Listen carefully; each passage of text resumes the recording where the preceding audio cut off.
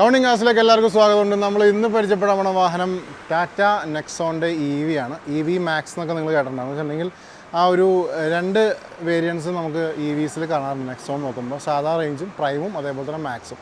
അപ്പോൾ പ്രൈമിനകത്ത് റേഞ്ച് കുറച്ച് കുറവായിരിക്കും, പക്ഷേ മാക്സിനകത്തൊക്കെ റേഞ്ച് കുറച്ച് കൂടുതലായിരിക്കും. അതാണ് വ്യത്യാസം. അപ്പോൾ നമ്മൾ ഇന്ന് പരിചയപ്പെടാൻ പോകുന്നത് 2022 മോഡൽ നെക്സോണിൻ്റെ EV ആണ്. അതുകൂടാതെ തന്നെ എക്സെറ്റ് പ്ലസ് എന്നൊരു option top and variant luxury എഡിഷനിൽ വന്നിരിക്കുന്ന ഈ ഒരു വാഹനമാണ് ഞങ്ങളുടെ ഫ്രണ്ടിലേക്ക് എത്തിക്കുന്നത്. പിന്നെ ചെറിയ രീതിയിൽ വ്യത്യാസങ്ങളൊക്കെ ഉണ്ട്. സെനോൺ ലാമ്പൊക്കെ ആഡ് ചെയ്തിട്ടുണ്ട്. സെനോൺ ലാമ്പ് ലോക്കലായിട്ട് വന്നിരിക്കണം, ലോക്കൽ എന്നല്ല, ഒരു 4000 റേഞ്ചിൽ വന്ന സെനോണല്ല, കുറച്ചുകൂടി കോസ്റ്റ്ലി ആയിട്ട് വന്നിരിക്കണം ലാമ്പാണ് ഇതിന് എക്സ്ട്രാ ആഡ് ചെയ്തേക്കുന്നത്. അപ്പോൾ ഈ ഒരു വാഹനം നമുക്ക് ഫുള്ള് കണ്ടേക്കാം. ഇൻറ്റീരിയേഴ്സ്, എക്സ്റ്റീരിയേഴ്സ്, എഞ്ചിൻ ഭാഗം, എയർ കണ്ടീഷൻ എല്ലാം ഞാൻ പരിചയപ്പെടുത്തുന്നുണ്ട്. വീഡിയോ സ്കിപ്പ് ചെയ്യാതെ കാണണം, കാരണം എവിടെയൊക്കെ എന്തൊക്കെ പ്രശ്നങ്ങളും കാര്യങ്ങളൊക്കെ ഉണ്ടെങ്കിൽ അതൊക്കെ നമ്മൾ ഈ വീഡിയോയിൽ കൂടി തന്നെ പറഞ്ഞു പോകുന്നുണ്ട്. അപ്പോൾ വീഡിയോ ഉണ്ടോ, അതിനുശേഷം നമുക്ക് ഇതിൻ്റെ റേറ്റും കാര്യങ്ങളും സംസാരിക്കാം.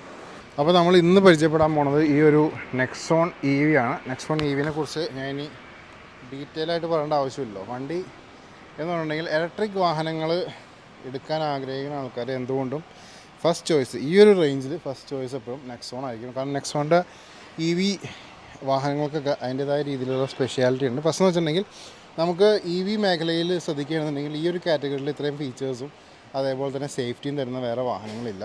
പിന്നെ മാത്രമല്ല തരക്കേടില്ലാത്ത നല്ല റേഞ്ചും കാര്യങ്ങളൊക്കെ തരുന്നുണ്ട്. പിന്നെ ഈ ഒരു വാഹനം നോക്കുകയാണെങ്കിൽ ഇത് 2022 മോഡലാണ്. അപ്പോൾ അതിൻ്റെ പേരിൽ തന്നെ അധികം കാലപ്പഴക്കം കാര്യങ്ങളൊന്നുമില്ല. നമുക്ക് ബാറ്ററി ആണെങ്കിലും നമുക്ക് അധികം ഡൗട്ട് അടിക്കാനും എടുക്കാം, കാരണം യാതൊരു രീതിയിലുള്ളൊരു ഏജിങ്ങോ കാര്യങ്ങളൊന്നും ബാറ്ററിക്ക് സംഭവിച്ചിട്ടില്ല. അപ്പോൾ ഇത് എക്സെറ്റ് പ്ലസ് ലക്ഷറി എന്ന് പറഞ്ഞ ആ ഒരു ഓപ്ഷനിൽ വന്നിരിക്കുന്ന വാഹനമാണ്. എല്ലാവിധ ഫീച്ചേഴ്സും ഈ വാഹനത്തിനകത്ത് ലോഡഡാണ്. പിന്നെ നമ്മൾ നോക്കുകയാണെങ്കിൽ EVയുടെ ബാഡ്ജും കാര്യങ്ങളൊക്കെ നമുക്കിവിടെ കാണാൻ പറ്റും. അതുകൂടാതെ തന്നെ ഫ്രണ്ടിൽ ടാറ്റയുടെ ലോഗോയും കാര്യങ്ങളൊക്കെ കാണാം. ഇവിടുന്ന് ടോപ്പ് വ്യൂ നോക്കിയേക്കാം. ഇതാണ് വാഹനത്തിൻ്റെ ടോപ്പ് വ്യൂ വരുന്നത്. വീലാർസും എയർ കണ്ടീഷനിലേക്ക് ഒന്ന് നോക്കാം. വീലാർസ് നോക്കുകയാണെങ്കിൽ നല്ല ക്ലീൻ ആയിട്ട് തന്നെ ഇരിക്കുന്ന വീലാർസ് നമുക്കിവിടെ കാണാൻ പറ്റും. അതുകൂടാതെ തന്നെ നല്ല ഗ്രിപ്പും ടയേഴ്സ് വെക്കുന്നുണ്ട്. അലോയ്സ് ആയാലും നല്ല ക്വാളിറ്റി അലോയ്സ് തന്നെ, ടാറ്റയുടെ ഒറിജിനൽ അലോയ്സ് വരുന്നുണ്ട്. പിന്നെ ബോണറ്റ് നോക്കാം. ബോണറ്റ് നല്ല വൃത്തിയിൽ തന്നെ ഇരിക്കുന്ന ബോണറ്റ് നമുക്കിവിടെ കാണാൻ പറ്റും. അതേപോലെ തന്നെ വിൻഷീൽഡായാലും നല്ല ക്വാളിറ്റി തന്നെ ഇരിക്കുന്ന വിൻഷീൽഡ് നമുക്കിവിടെ കിട്ടുന്നുണ്ട്. നമുക്കിവിടെ ലാമ്പ് നോക്കാം. ലാമ്പായാലും നല്ല വൃത്തിയിൽ തന്നെ ഇരിക്കുന്ന ലാമ്പ് കിട്ടുന്നത്. താഴെ ഫോഗ് ലാമ്പും കാര്യങ്ങളും വരുന്നുണ്ട്. പിന്നെ ഫ്രണ്ടിൽ ബമ്പേഴ്സ് നോക്കാം. ബമ്പേഴ്സ് നല്ല വൃത്തിയിൽ തന്നെ ഇരിക്കുന്ന ബമ്പേഴ്സ് നമുക്കിവിടെ കാണാൻ പറ്റും. ഇവിടെയും ലാമ്പ് നീറ്റായിട്ട് ഇരിക്കുന്നു. താഴെ ഫോഗ് ലാമ്പ്സും കാര്യങ്ങളൊക്കെ വരുന്നുണ്ട്. ഇനി വീലാർസിലേക്ക് പോകാം. വീലാർസ് ആയാലും ഇവിടെ നീറ്റായിട്ട് നിൽക്കുന്ന വീലാർസ് കാണാൻ പറ്റും. നല്ല ഗ്രിപ്പും ടയേഴ്സ് എടുക്കുന്ന അലോയ്സും ഫുൾ ക്വാളിറ്റി തന്നെ ഇരിക്കുന്ന അലോയ്സ് കാണാൻ പറ്റും. സൈഡ് പോർഷനിലേക്ക് വരാം. രണ്ട് ഡോർ നോക്കാം. രണ്ട് ഡോറും ഇവിടെ നീറ്റായിട്ട് ഇങ്ങനെ ഡോർസ് കാണാൻ പറ്റും. EVയുടെ ബാഡ്ജിങ് നമുക്ക് ഇവിടെ ലെഫ്റ്റ് സൈഡിൽ കിട്ടുന്നുണ്ട്. നമുക്ക് റിയർ ഭാഗത്തേക്ക് വരാം. ഇവിടുത്തെ വീലാർസ് നോക്കാം. ഈ വീലാർസ് നീറ്റായിട്ടിരിക്കുന്നു. നല്ല ഗ്രിപ്പും ടയേഴ്സ് വെക്കുന്നുണ്ട്. അലോയ്സും നല്ല ക്വാളിറ്റി തന്നെ ഇരിക്കുന്ന അലോയ്സും നമുക്കിവിടെ കാണാൻ പറ്റും. സൈഡ് പോർഷൻ ആയാലും നല്ല വൃത്തി തന്നെ ഇരിക്കുന്നുണ്ട്. ബാക്കിലേക്ക് വരാം. ഇവിടെ ചെറിയൊരു ഇൻറ്റഗ്രേറ്റഡ് സ്പോയിലർ കിട്ടുന്നുണ്ട്. റിയറിൽ നമുക്കിവിടെ വിൻഷീൽഡും കാര്യങ്ങളും വരുന്നുണ്ട്. ഇവിടെ ഡിഫോഗസ് വരുന്നുണ്ട്. റിയർ വൈപ്പർ വരുന്നുണ്ട്. ലിഡ് നോക്കാം. ലിഡായാലും നല്ല ക്വാളിറ്റി തന്നെ ഇരിക്കുന്ന ലിഡ് കിട്ടുന്നുണ്ട്. നെക്സോണിൻ്റെ ബാഡ്ജും കിട്ടുന്നുണ്ട്. ബമ്പേഴ്സ് നോക്കാം. ബമ്പേഴ്സ് നല്ല വൃത്തി തന്നെ ഇരിക്കുന്ന ബമ്പേഴ്സ് നമുക്ക് ഇവിടെ കാണാം.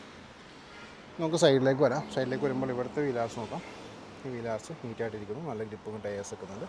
അലോയ്സും നല്ല ക്വാളിറ്റി തന്നെ ഇരിക്കുന്നു. രണ്ട് ഡോറായാലും ഇവിടെ നീറ്റായിട്ടിരിക്കുന്ന ഡോർസ് നമുക്കിവിടെ കാണാൻ പറ്റും. ഡോറിന് ഓപ്പൺ ചെയ്തിട്ട് ഇൻറ്റീരിയേഴ്സും പരിചയപ്പെടാം. ഡോർ പാഡ്സും നല്ല ക്വാളിറ്റി തന്നെ ഇരിക്കുന്ന ഡോർ പാഡ്സ് കിട്ടുന്നുണ്ട്. ഇവിടെ പവർ വിൻഡോസും കാര്യങ്ങളും കിട്ടുന്നുണ്ട്. ഇൻറ്റീരിയേഴ്സും നോക്കാം. ഇൻറ്റീരിയേഴ്സ് നല്ല വൃത്തി തന്നെ ഇരിക്കുന്ന ഇൻറ്റീരിയേഴ്സ് നമുക്ക് ഇവിടെ കാണാൻ പറ്റും.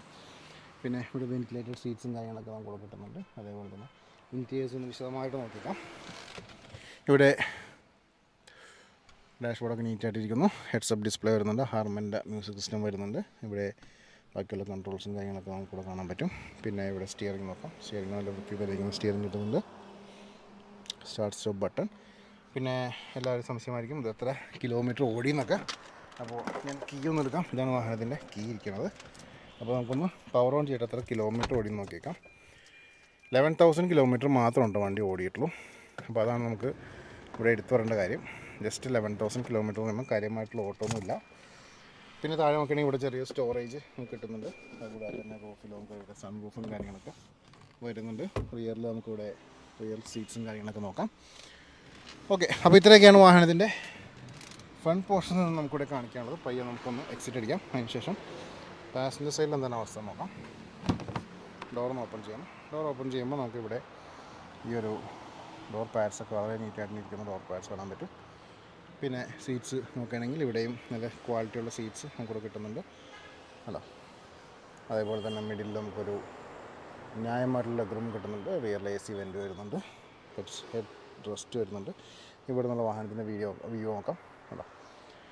അപ്പോൾ ഇത്രയൊക്കെയാണ് വാഹനത്തിൻ്റെ ഇൻറ്റീരിയേഴ്സ് നമുക്കിവിടെ കാണിക്കാറ്. പയ്യെ നമുക്ക് ഇനി ഇതിൻ്റെ എൻജിൻ പറയാൻ പറ്റുള്ളൂ. ബാറ്ററി കേസും അതേപോലെ തന്നെ റിയറിൽ ബൂട്ടും കാര്യങ്ങളൊക്കെ നോക്കിയേക്കാം. ഫസ്റ്റ് നമുക്ക് ലിഡൊന്ന് അപ്പ് ചെയ്യാം. ബാറ്ററി എന്താണ് അവസ്ഥ ജസ്റ്റ് ചെക്ക് ചെയ്തേക്കാം. അപ്പോൾ ഈ കണ്ടുകൊണ്ടിരിക്കുകയാണ് ഈ ഒരു വാഹനത്തിൻ്റെ ബാറ്ററി കമ്പാർട്ട്മെൻറ്റ്. ബാറ്ററിയൊക്കെയാണ് കണ്ടുകൊണ്ടിരിക്കുന്നത്. ഇവിടെ കാര്യത്തൊന്നും കാണിക്കാനില്ല, എന്നാലും നമുക്ക് എന്താണ് സംഭവം എന്ന് അറിയണമല്ലോ, അതിൻ്റെ പേരിൽ ഞാൻ കാണിക്കണമെന്നുള്ളൂ. ഇപ്പോൾ സിപ്ട്രോണിൻ്റെ ടെക്നോളജിയിലാണ് വന്നേക്കണേ. ഇവിടെ നമുക്ക് pressure system okay open okay ഈ ഒരു സംഭവങ്ങളൊക്കെ നമുക്ക് ഇവിടെ ഉണ്ട്. ഇതൊക്കെ എന്താണ് നമുക്ക് ജസ്റ്റ് ഒന്ന് ഓപ്പൺ ചെയ്ത് എനിക്ക് കൂളൻ്റ് സംഭവങ്ങളൊക്കെയാണെന്ന് എനിക്ക് തോന്നണം. Never open pressure system close okay ഇതറിയാവുന്നൊരു കമൻറ്റ് ചെയ്തേക്കാം. ഓക്കെ ഇപ്പോൾ ഇത്രയൊക്കെയാണ് വാഹനത്തിൻ്റെ ബാറ്ററി കമ്പാർട്ട്മെൻറ്റിൽ കാണിക്കുന്നത്. അതേപോലെ തന്നെ ലിഡ് നോക്കാം. ലിഡായാലും നല്ല ക്വാളിറ്റി തന്നെ ഇരിക്കുന്ന ലിഡും നമുക്കിവിടെ കിട്ടുന്നത്. നമുക്ക് ഇതിൻ്റെ ബൂട്ടിലേക്ക് നോക്കാം. ബൂട്ടിൽ എന്താണ് അവസ്ഥ ജസ്റ്റ് ചെക്ക് ചെയ്തേക്കാം. അപ്പോൾ നമ്മൾ നോക്കുമ്പോൾ ഈ കാണുന്നതാണ് ഇതിൻ്റെ ബൂട്ട് സ്പേസ്. ന്യായമായിട്ടുള്ള ബൂട്ടുണ്ട് കേട്ടോ. അതേപോലെ തന്നെ പാർസൽ ട്രേ വരുന്നുണ്ട്. സ്പെയർ വീല് നോക്കാം. സ്പെയർ വീലും ഫുൾ ക്വാളിറ്റിയിലിരിക്കുന്ന സ്പെയർ വീലും നല്ല നീറ്റായിട്ട് നിൽക്കുന്ന ഒരു ഇൻറ്റീരിയേഴ്സ് നമുക്കിവിടെ കാണാൻ പറ്റും കേട്ടോ. അപ്പോൾ ഇത്രയൊക്കെയായിരുന്നു വാഹനത്തിൻ്റെ ആ ഒരു എഡ്ജ് ടു എഡ്ജ് വ്യൂ. അതേപോലെ തന്നെ ഇവിടെ ലിഡും നോക്കാം. ലിഡായാലും നല്ല ക്വാളിറ്റി തന്നെ ഇരിക്കുന്ന ലിഡ് നമുക്ക് ഇവിടെ കിട്ടുന്നുണ്ട്. ഓക്കെ അപ്പോൾ ഇത്രയൊക്കെയായിരുന്നു വാഹനത്തിൻ്റെ വിശേഷങ്ങൾ. ഇനി നമുക്ക് ഇതിൻ്റെ റേറ്റും കാര്യങ്ങളൊക്കെ ഒന്ന് വിശദമായിട്ട് സംസാരിക്കാം.